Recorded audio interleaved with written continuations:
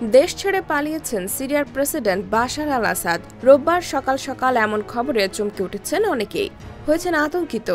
সেই ঢেউ দেখা যায় দামেস্ক বিমানবন্দরেও। এর আগে বিদ্রোহীরা দামেস্কে ঢুকে পড়ার কথা জানায়। বিদ্রোহীদের অগ্রসর থামাতে ব্যর্থ সিরীয় বাহিনী অনেকটা অসহায় আত্মসমর্পণ করে।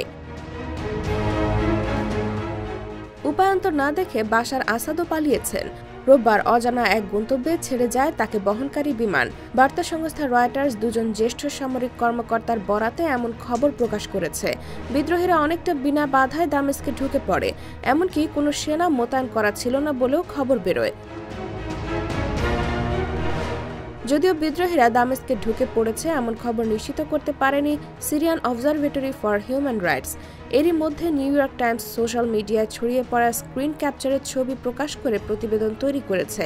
সেখানে দেখা যায় বিদ্রোহীদের এগিয়ে আসার মুখে দামেস্ক থেকে একটি মাত্র ফ্লাইট ছেড়েছে, আর সেই ফ্লাইট মস্কো গেছে।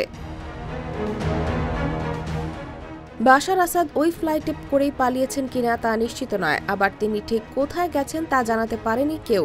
তবে বাশার আসাদ তার মিত্রদেশ রাশিয়ায় আশ্রয় নিলে তা অবাক করার মতো হবে না। IBTV USA, new York.